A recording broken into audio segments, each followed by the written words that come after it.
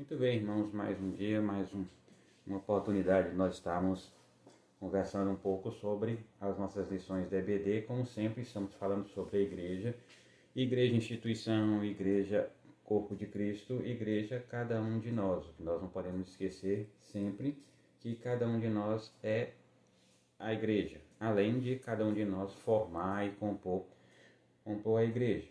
Já falamos sobre vários assuntos relacionados à igreja e hoje nós vamos falar um pouquinho sobre a condição essencial de nós permanecermos na igreja e também uma condição essencial para nós sermos a igreja, que é uma única palavrinha que diz respeito à questão da obediência. Obediência a quem? Obediência então a Cristo e aos seus princípios e aquilo que ele deixou para nós dentro da sua palavra. A lição ela tem um título, a igreja, e aí ela fecha com o seguinte título: uma opção pela obediência. Particularmente não vejo a questão da opção, porque a partir do momento que nós nos tornamos a igreja de Cristo, não há muitas opções para nós. Ou seja, nós temos que partir para um crescimento espiritual, nós temos que partir para uma maturidade de vida cristã, e isso só se consegue por meio da obediência aos princípios, aos preceitos que Cristo colocou na sua palavra. Então, não vejo muito a questão dessa opção. Talvez a opção seja em você aceitar ou não o sacrifício de Cristo. Aí você tem a sua opção.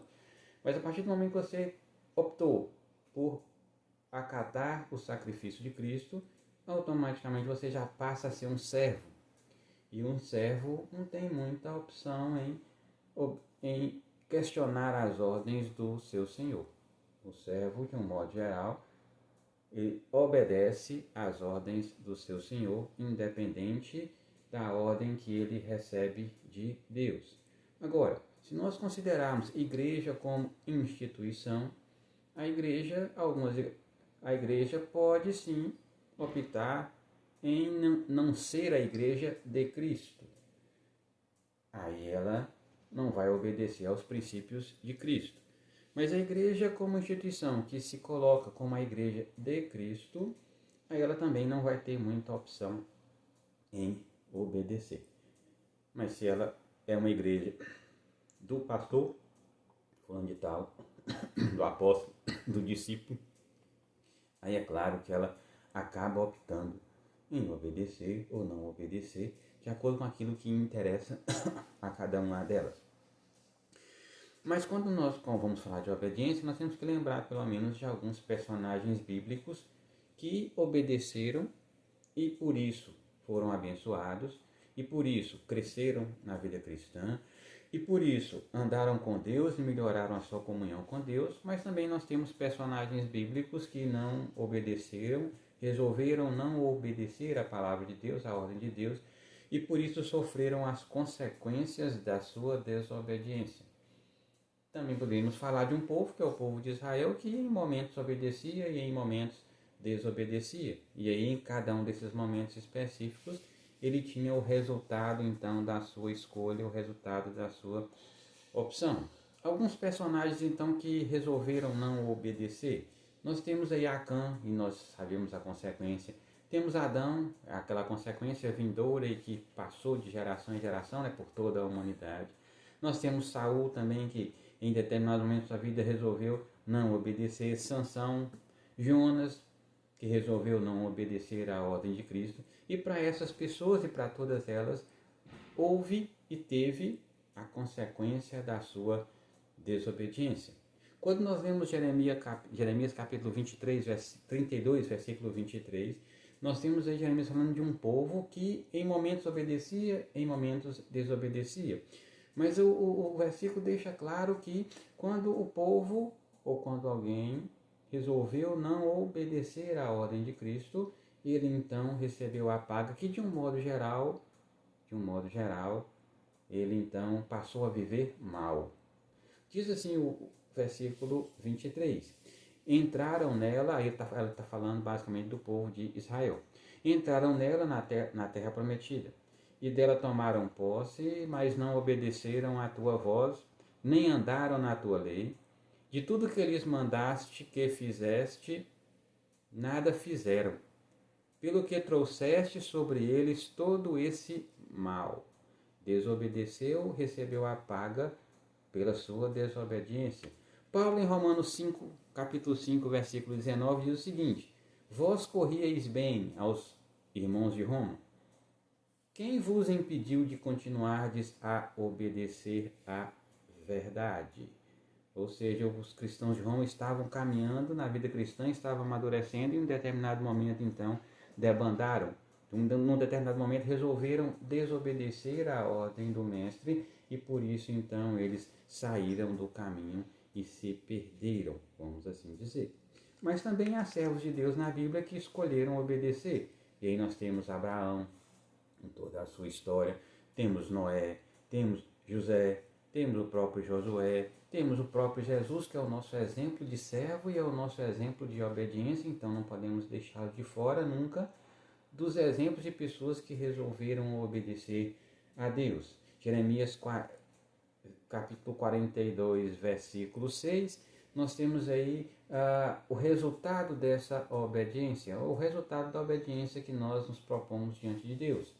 E aí o povo disse lá nesse verso: seja ela boa, a ordem de Deus, ou seja ela má, a ordem de Deus, obedeceremos à voz do Senhor, nosso Deus, a quem te enviamos para que nos suceda bem, ao obedecermos à voz do Senhor, nosso Deus.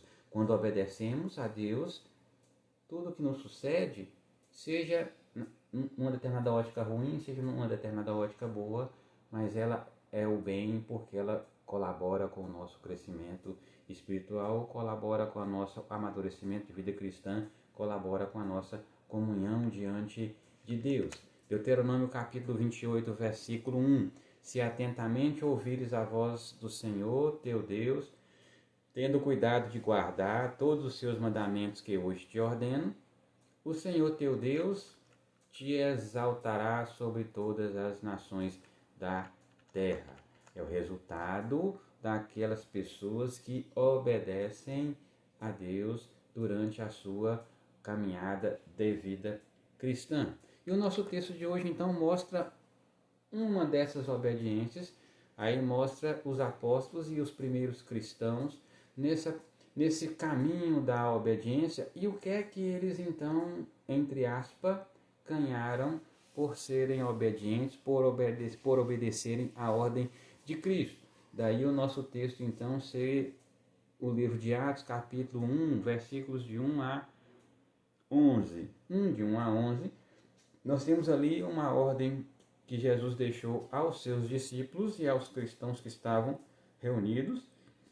E aí, junto com essa ordem, uma condição para que eles pudessem ser abençoados naquela questão, naquele momento. E para que aquela bênção viesse, era necessário então que eles obedecessem à ordem de Cristo. Só que, quando nós vamos analisar o livro de Atos, o livro de Atos, então, ele é um livro que retrata as ações dos apóstolos, por isso que a gente fala Atos dos Apóstolos, mas também, ao mesmo tempo, retrata as ações da igreja primitiva, todas elas em obediência à grande comissão lá de Mateus 28. Também em obediência às últimas ordens que Cristo deu aos seus discípulos aqui na terra, depois que ele ressuscitou. Só que essa história da igreja primitiva, essa história dos atos e das ações da igreja primitiva, ela perdura, ela continua até o dia de hoje. Essa história ainda está sendo escrita pela Igreja de Cristo até os dias de hoje. Ou seja, essa ordem ainda exige de nós participação, essa ordem ainda exige de nós, requisita de nós a nossa comunhão com Cristo, a nossa oração, a nossa contribuição pessoal, o nosso empenho pessoal. Quando nós vemos a carta de Atos, desde o início, nós vemos que o apóstolo Lucas, ele coloca e já direciona qual é a mensagem principal do livro de Atos. A mensagem principal do livro de Atos é a obra e a vida de Jesus Cristo. Ele é o centro e vai continuar sendo sempre o centro do Evangelho, independente das atitudes, das ações dos discípulos. Então, é Atos dos Apóstolos.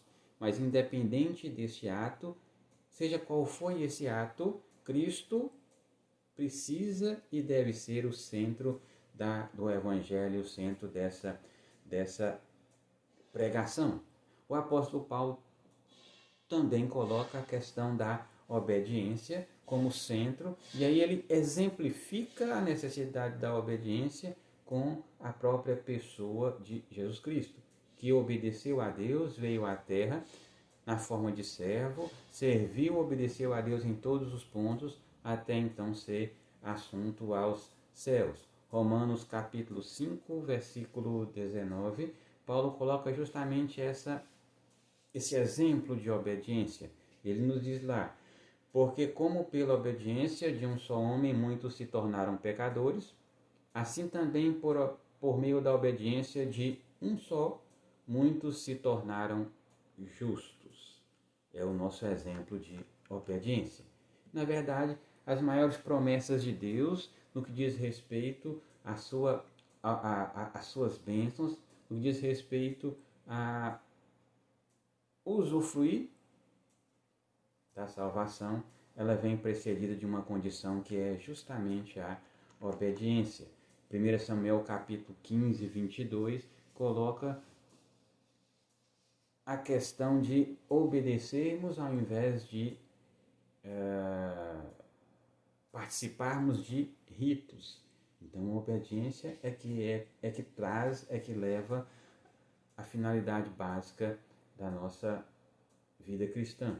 1 Samuel capítulo 15, versículo 22, nos diz: porém Samuel disse: tem porventura o Senhor tanto prazer em holocausto e sacrifícios, quanto em que se obedeça a sua palavra?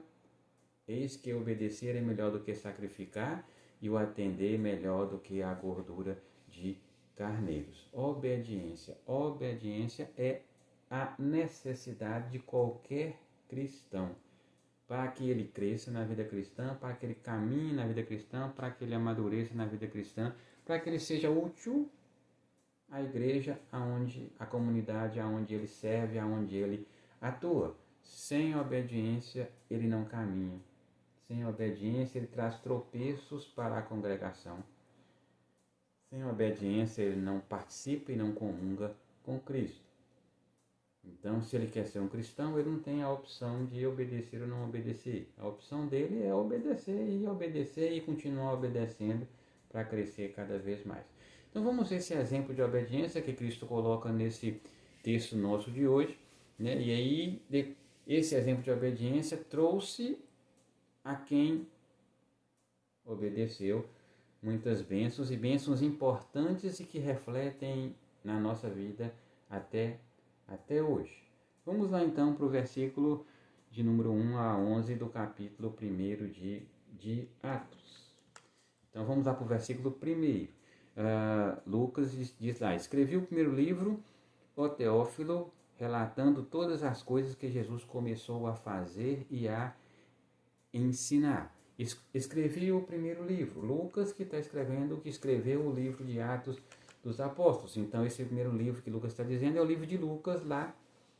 Mateus, Marcos, Lucas, o terceiro livro do Novo Testamento. E esse livro de Lucas escreveu sobre aquilo que Cristo fez e ensinou aqui na terra, no seu ministério terreno.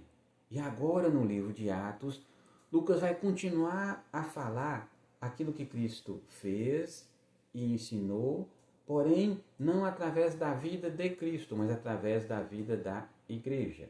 A igreja é que vai agora, a partir do livro de Atos, falar o que Cristo fez e o que Cristo ensinou. E aí Lucas está direcionando a uma pessoa chamada Teófilo. Então Teófilo é o destinatário do livro, tanto de Lucas quanto também do livro de Atos. Mas aí tem uma finalidade. Lá em Lucas, capítulo 1, versículo 4, Lucas fala que esse livro está sendo escrito para que Teófilo tenha plena certeza das verdades em que foi instruído. Ou seja, nós temos certeza do caminho que nós trilhamos quando nós lemos a Escritura e vemos que aquilo que a gente faz é o que a Escritura pede. Aí nós temos certeza do caminho que nós estamos trilhando. E é essa palavra que nos dá essa certeza.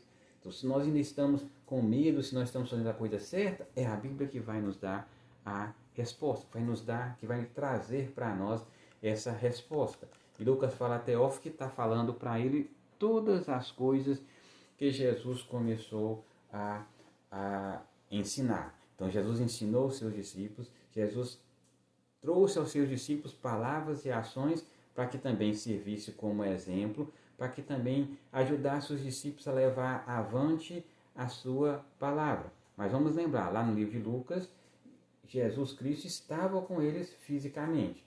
Agora Jesus Cristo atua por meio da sua igreja. Atua, faz o povo, traz ao mundo a lembrança daquilo que ele fez, mas por intermédio da sua igreja. A partir do livro de Atos. No versículo 2, até ao dia em que, depois de haver dado mandamentos, por intermédio do Espírito Santo, aos apóstolos que escolhera, foi elevado às alturas. Então nós temos aí nesse versículo 2 a questão da ascensão de Jesus, a ascensão dele aos céus. Deu os mandamentos? Não deu nenhum mandamento novo, ele simplesmente relembrou aos seus discípulos tudo aquilo que ele havia falado. Todas aquelas verdades que Jesus falou com autoridade no Novo Testamento, ele novamente relembra os seus apóstolos, relembra os seus discípulos. Mas aí nesse versículo 2 tem uma coisa muito interessante. Ele traz esses mandamentos por intermédio do Espírito Santo de Deus. O que Jesus faz, ele faz no Espírito.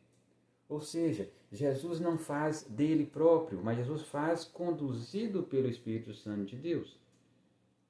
Quem agia por meio de Cristo era também o próprio Espírito Santo de Deus que acompanhava e que era a fonte do seu poder.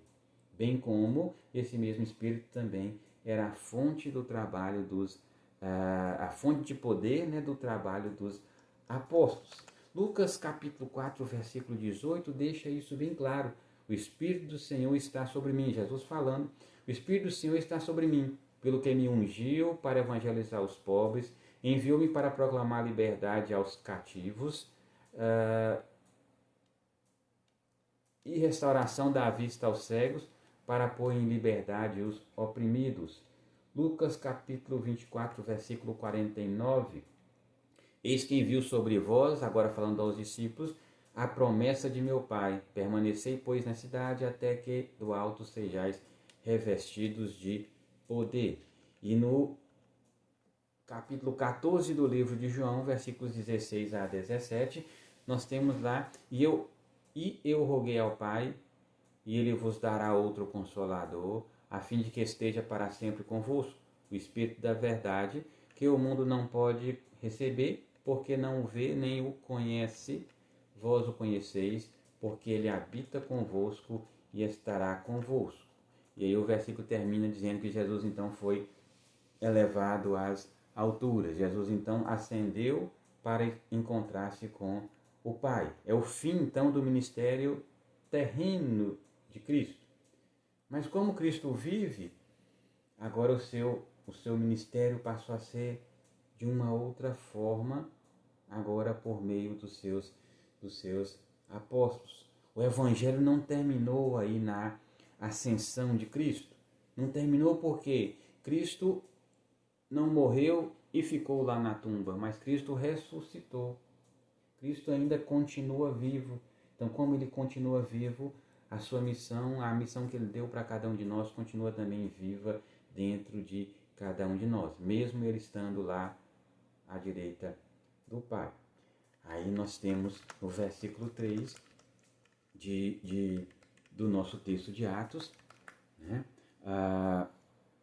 A estes também, depois de ter padecido, se apresentou vivo, a estes, os discípulos, se apresentou vivo com muitas provas incontestáveis, aparecendo-lhes durante 40 dias e falando das coisas concernentes ao reino de Deus. Jesus então se apresentou vivo diante dos apóstolos. Para quê? Para estimular a confiança dos apóstolos, porque os apóstolos estavam pensando que haviam perdido de vez a presença e a companhia de Cristo.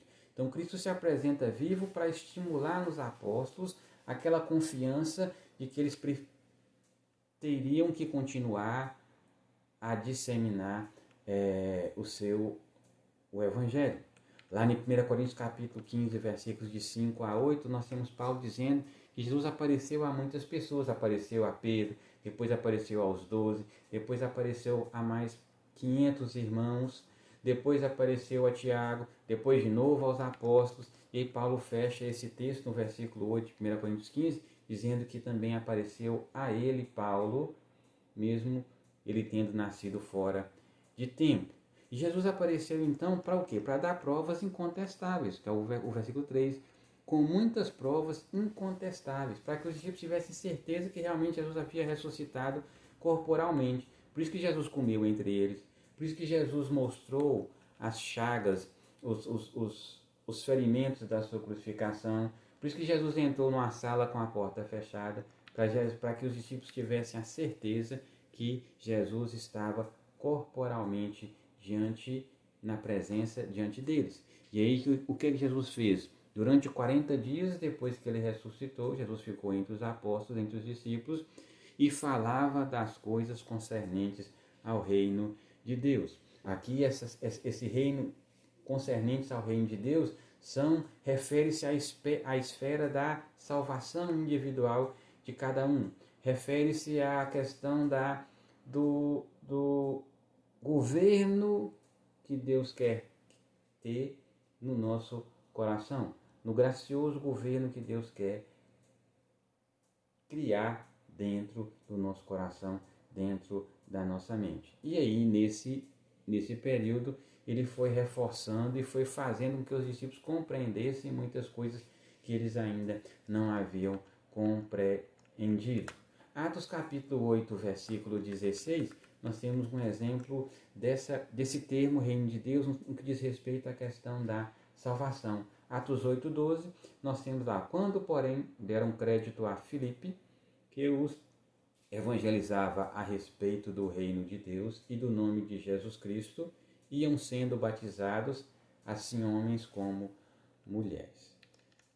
No verso 4, nós temos mais uma prova que Jesus dá aos seus discípulos, porque o versículo 4 começa: e comendo com eles, determinou-lhes que não se ausentassem de Jerusalém, mas que esperassem a promessa do Pai, a qual disse ele: de mim ouvistes. Então, comendo com eles, mais uma prova cabal de que Jesus havia ressuscitado fisicamente, corporalmente. De uma certa forma, Jesus gostava da comunhão, da celebração à mesa com os seus discípulos. Em muitas partes dos evangelhos, nós vemos Jesus sentado à mesa comendo, Jesus sentado à mesa conversando. E isso era um costume de Jesus já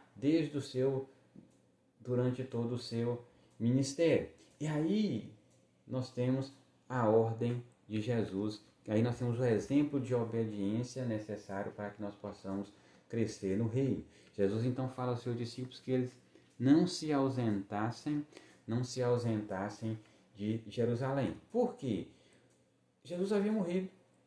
Os discípulos, que a maioria deles era da Galileia, qual é a tendência natural? Era que eles voltassem então para a Galileia, para a sua terra natal, já que eles tinham perdido o seu líder, o seu mestre. Nada tinha mais que segurasse os discípulos ali em Jerusalém. Então Jesus chega e fala assim: vocês ainda vão me esperar, vocês vão ficar aqui em Jerusalém, é necessário que vocês fiquem em Jerusalém. E aí ele deu o motivo. Jesus explicou por que eles deveriam ficar em Jerusalém. Por quê? Porque o próximo grande evento da história da salvação, que é o derramamento do Espírito, ia acontecer na capital de Israel. E quem lá estivesse é que então iria participar desse grande evento. E aí Jesus fala que ele já havia comentado, prometido isso anteriormente. Aqui nesse versículo 4, Jesus fala que essa promessa é do Pai. Então, ou seja, Jesus desaparece completamente aqui e dá uma total visão do Pai, ou seja, quem está enviando aqui é o Pai que enviou, o Pai que prometeu, o Pai que está enviando. Não é eu, não é a minha pessoa, mas é o Pai que envia esse Consolador. João 7,39 nos diz: isto ele disse com respeito ao Espírito que haviam de receber os que nele crescem, pois o Espírito até aquele momento não fora dado, porque Jesus não havia ainda sido glorificado. Mas, verso 5. No verso 5 nós temos: porque João, na verdade, batizou com água, mas vós sereis batizados com o Espírito Santo, não muito depois desses dias. Então os discípulos tiveram que ficar em Jerusalém, obedecer a Cristo, esperar o dia de Pentecostes, para que eles então fossem batizados, e a partir dali todos os crentes foram então batizados com o Espírito Santo para a sua salvação. A presença do Espírito Santo na vida de cada um de nós eleva a Igreja de Cristo acima de qualquer outra instituição. A Igreja de Cristo é a igreja que tem dentro dela a pessoa de Cristo, por meio do Espírito Santo. Romanos capítulo 8, versículo 9 nos diz o quê? Vós, porém, não estáis na carne, mas no Espírito, se de fato o Espírito de Deus habita em vós. E se alguém não tem o Espírito de Cristo, esse tal não é dele. A ordem de Cristo ele foi dada, mas os discípulos obedeceram. Alguns, nem todos, veja que Paulo falava que mais de 500 estavam lá e ouviram essa ordem. No entanto, quando o Espírito desceu, não tinham mais, tinham pouco mais de 100, mas ainda assim os discípulos ainda esperavam um reino terreno. No verso 6, nós temos justamente essa ideia que os discípulos ainda tinham. Então eles disseram, no verso 6 de Atos capítulo 1, que é o nosso texto: então os que estavam reunidos lhe perguntaram: Senhor, será este o tempo em que restaures o reino a Israel? Os discípulos ainda tinham aquela ideia de que Jesus ia trazer o reino terreno para aquele tempo. Os discípulos ainda tinham a ideia de que Jesus ia tirar o jugo romano, ia tirar a nação de Israel da escravidão romana que eles viviam naquele momento. Eles esperavam essa restauração terrena do reino de Israel naquele ponto. Isso porque eles sabiam que lá no Velho Testamento, basicamente lá em Ezequiel 36 e também em Joel 2, esses profetas falam que um dos sinais que antecipariam a restauração do reino de Israel era o derramamento do Espírito Santo de Deus. Por isso então que eles estão agora falando, então agora que vai vir a restauração, é agora que Israel vai ser uma nação poderosa, independente, uma nação com todos os benefícios que o Senhor nos ensinou nesses 3 anos até esse momento, justamente porque eles ainda tinham na sua mente as promessas do Velho Testamento, basicamente lá de Ezequiel e de Joel. Quando nós temos Ezequiel capítulo 36, versículos de 26 a 27, nós temos lá o profeta dizendo: dar-vos-ei coração novo e porei dentro de vós espírito novo. Tirarei de vós o coração de pedra e vos darei coração de carne. Porei dentro de vós o meu espírito e farei que andeis nos meus estatutos, guardeis os meus juízos e os observeis. Joel capítulo 2, versículos 28 e 29, o profeta diz: e acontecerá depois que derramarei o meu espírito sobre toda a carne, vossos filhos e vossas filhas profetizarão, vossos velhos sonharão e vossos jovens terão visões. Até sobre os servos e sobre as servas derramarei o meu espírito naqueles dias. Então essa ideia ainda estava frequente, presente na mente dos discípulos. E aí Jesus responde no versículo 7, respondeu-lhes: não vos compete conhecer tempos ou épocas que o Pai reservou pela sua exclusiva autoridade. A resposta de Jesus não tem nenhuma crítica ao pensamento, não tinha nenhuma repreensão ao pensamento dos discípulos. Ele simplesmente está dizendo, esse momento vai chegar, mas as características desse momento, os acontecimentos desse momento, os tempos desse momento, vai permanecer para vocês ainda desconhecido. Isso compete ao Pai, é exclusivo do Pai. É só Ele que vai saber a hora adequada e o momento adequado e os acontecimentos adequados para que o reino de Israel seja restabelecido. Marcos capítulo 13, versículo 32, Jesus diz, mas a respeito daquele dia ou da hora ninguém sabe, nem os anjos no céu, nem o Filho, senão o Pai. Por isso que ele diz aí, exclusiva autoridade do Pai. Só Ele que sabe. Deuteronômio capítulo 29, versículo 29, põe a distinção daquilo que nós sabemos e daquilo que nós não sabemos ainda e nem vamos saber, talvez. Deuteronômio capítulo 29, versículo 29 diz assim, as coisas encobertas pertencem ao Senhor nosso Deus, porém as reveladas nos pertencem a nós e a nossos filhos, para sempre, para que cumpramos todas as palavras desta lei. Então, aquilo que Deus nos revelou, aquilo que compete a nós, nós precisamos então cumprir, nós precisamos então obedecer. Aquilo que não nos compete, aquilo que está encoberto, somente ao Senhor pertence. E aí, no versículo 8, Jesus dá mais esclarecimentos sobre aquilo que eles iam receber por obedecerem àquela ordem, continuarem ali em Jerusalém. E aí no versículo 8, mas recebereis poder ao descer sobre vós o Espírito Santo e sereis minhas testemunhas, tanto em Jerusalém, como em toda a Judéia e Samaria e até aos confins da terra. Esse poder agora é um poder um pouco diferente. Por quê?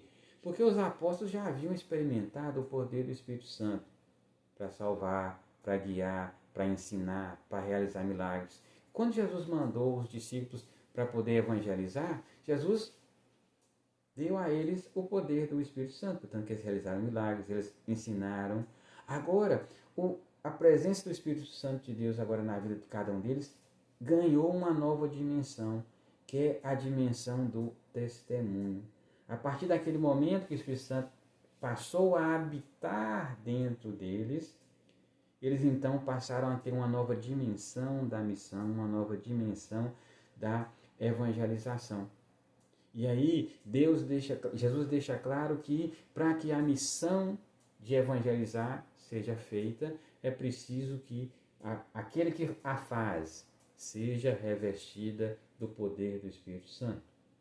Porque se ele for fazer na sua própria ideia, se ele for fazer no seu próprio poder, a mensagem do Evangelho não vai ser entendida como precisa ser entendida. Agora, os discípulos passam a ter a ideia de que eles são uma casa aonde o Espírito Santo de Deus habita e cuida. É o que nós temos em 1 Coríntios capítulo 6, versículos 19 a 20. Acaso não sabeis que o vosso corpo é santuário do Espírito Santo, que está em vós, o qual tendes da parte de Deus e que não sois de vós mesmos, porque fostes comprados por preço. Agora, pois, glorificai a Deus em vosso corpo. Nós somos comprados por preço, e aí a gente tem que glorificar, por isso que o versículo fala que nós vamos ser testemunhas. O Espírito Santo de Deus entrou dentro de nós e habita em nós com essa função, trazendo para nós essa função de sermos testemunha. A palavra testemunha no grego significa a pessoa que dá a vida pela sua fé. A pessoa que conta a verdade sobre a vida, sobre as obras, sobre a mensagem de Cristo.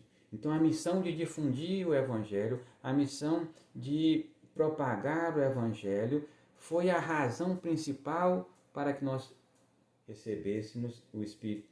Para qual o Espírito, então, ao entrar dentro de nós, nos capacitou. E por que que ele precisa nos capacitar? Porque o Evangelho trata de realidades invisíveis. O Evangelho trata de realidades divinas. Então não basta nós apenas contextualizarmos. Não vai ser só o material que vai convencer a pessoa de algo que é divino, de algo que é invisível. Aí vai entrar o poder do Espírito Santo que está dentro de nós. Então, ele é que vai falar por nós, para que a pessoa então entenda o invisível, entenda o divino.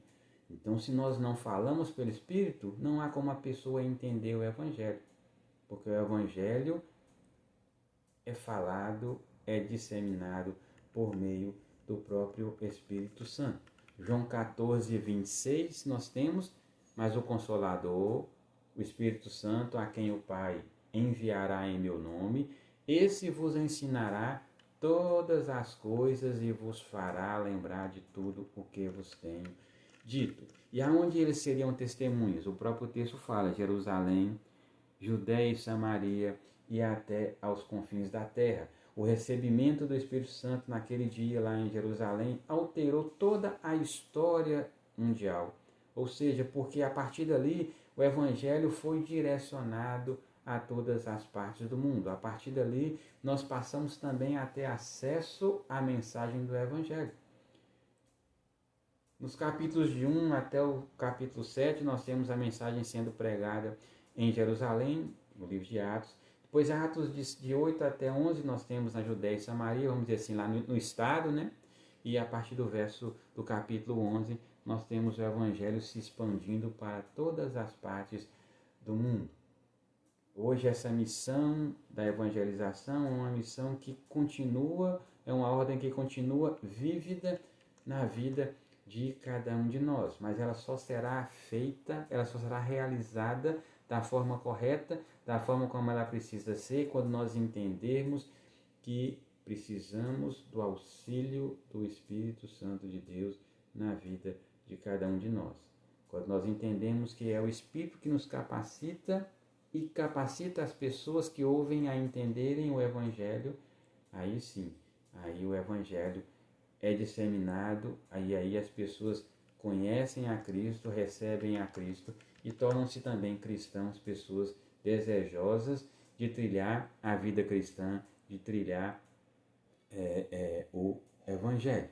E aí no versículo 9, nós temos de Atos capítulo 1, ditas essas palavras, foi Jesus elevado às alturas à vista deles, e uma nuvem o encobriu dos seus olhos. Ali, elevado às alturas, então Deus levou Jesus para a sua glória. No seu corpo ressurreto, ele foi para a glória e está onde? À destra de Deus. Então agora Jesus tornou-se um participante dessa forma divina de ser e de atuar. Aí nós temos aí uma nuvem que o encobriu. Essa nuvem é só para nos expressar o encobrimento de Deus que ele confere a algumas ações miraculosas, algumas ações misteriosas de Deus estão sempre encobertas com essa nuvem, de tal forma que a gente não entende, nem vai entender, quem sabe, no dia da sua volta, quando nós lá com ele estivermos. No verso 10, nós temos aí um acontecimento bem peculiar. Estavam eles olhando, né? E estando eles com os olhos fitos no céu, enquanto Jesus subia, e eis que dois varões vestidos de branco se puseram ao lado deles. Então eles estão olhando Jesus subir, Jesus está subindo, eles estão olhando. Pode ser até aquele momento que nem estavam mais avistando a pessoa de Jesus, mas estavam lá olhando, tentando identificar em qual parte do céu eles estavam. E aí naquele momento, dois anjos vestidos de branco aparecem ao lado deles e interpela e questiona. E o que é que eles questionam? Versículo 11. E eles lhes disseram: varões galileus, por que estáis olhando para as alturas? Esse Jesus que dentre vós foi assunto ao céu, virá de modo como o vistes subir. Os discípulos estão lá olhando para o céu, tristes porque Jesus foi embora, também alegres porque Jesus ressuscitou, perplexos, né, por causa daquilo que aconteceu naqueles últimos dias. Estão lá olhando, absortos, vamos assim dizer, e aí foi necessário que os anjos viessem e falassem com eles assim: ó, não está na hora mais de ficar contemplando esse acontecimento. Está na hora de agir, está na hora de obedecer, está na hora da ação. O Evangelho não aceita o sentimental. O Evangelho aceita agora que nós nos detenhamos na pessoa de Cristo. O Evangelho não tolera que nós pensemos em nós. O Evangelho não tolera que nós pensemos em nossos próprios sentimentos.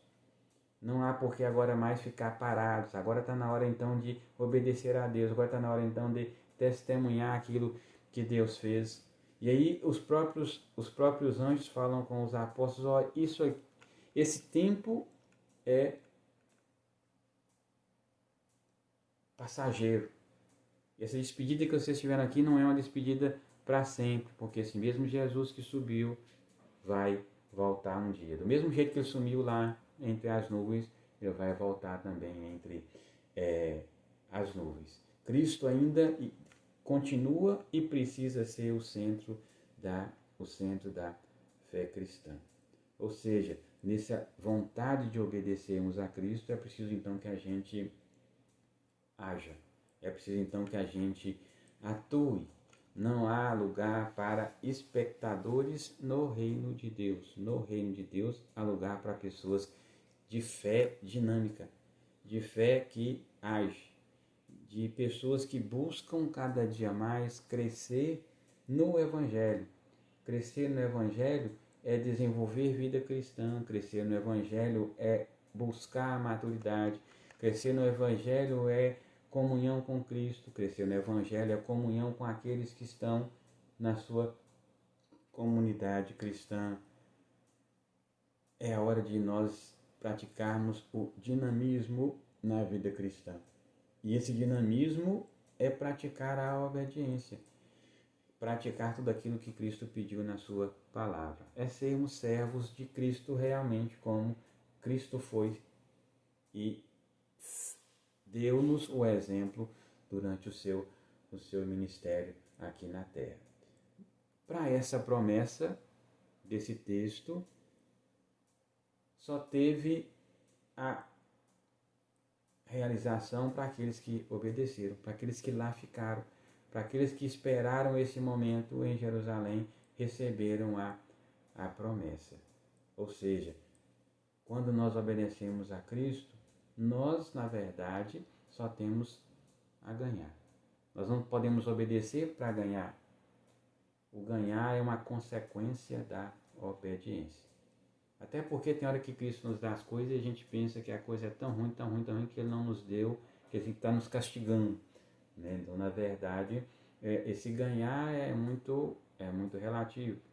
Porque a cada situação que nós vivemos, Deus nos ensina, Deus nos mostra aquilo que Ele quer para a nossa vida e, consequentemente, lá na frente nós vamos ver que nós realmente ganhamos muitas coisas quando nós vivemos aquela situação, aquela dificuldade. Então, a obediência, para quem se torna uma igreja de Cristo, é uma condição necessária e única para que nós possamos ter uma vida cristã autêntica e, com isso, termos garantido a nossa presença, a nossa estada com Ele quando da sua volta. 3 questões, então, nós podemos colocar aqui como uma reflexão para que nós possamos também reler a nossa revista, né? E também pensarmos um pouco mais sobre essa questão. A primeira que nós colocamos para os irmãos é que a igreja ela só consegue expandir se ela estiver firmada nessa obediência e na fé em Cristo. É justamente a obediência e a fé em Cristo que nos impulsiona na proclamação do Evangelho, mesmo com todas as dificuldades que nós vivemos, mesmo com as perseguições, com as lutas que muitos têm. E a questão é, nós temos participado então dessa proclamação, desse levar este Evangelho, primeiro ponto. Um segundo ponto que nós temos que considerar é que quando Jesus apareceu para aqueles 500 irmãos e também falou com eles que eles deveriam permanecer em Jerusalém para receber a bênção daquela promessa, né, serem obedientes naquele momento, muitos, é claro, se desviaram para outras situações. E aí, por causa disso, perderam a bênção que alguns receberam. Muitas vezes nós deixamos de obedecer a Cristo, muitas vezes nós não levamos a sério a ordem de Cristo e deixamos de ganhar e perdemos a bênção de sermos fiéis. Ou seja, muitas vezes por poucas coisas nós deixamos de considerar aquilo que Cristo pede da vida de cada um de nós. Por distrações quaisquer, nós esquecemos e passamos por cima de algumas de suas ordens. E a pergunta é, essas distrações são frequentes na nossa vida ou nós estamos atentos a essas distrações para não perdermos a ideia e a necessidade de sermos cada dia mais obedientes? E o terceiro ponto que nós precisamos estar também refletindo nos nossos dias é que a Igreja de Cristo é que tem o privilégio de testemunhar aquilo que Cristo fez no mundo e na vida de cada um de nós. Nós é que recebemos esse privilégio. E como é que nós estamos exercendo esse privilégio de sermos testemunhas de Cristo? Precisamos pensar então em se nós realmente estamos sendo testemunhas fiéis daquilo que Cristo fez na nossa vida.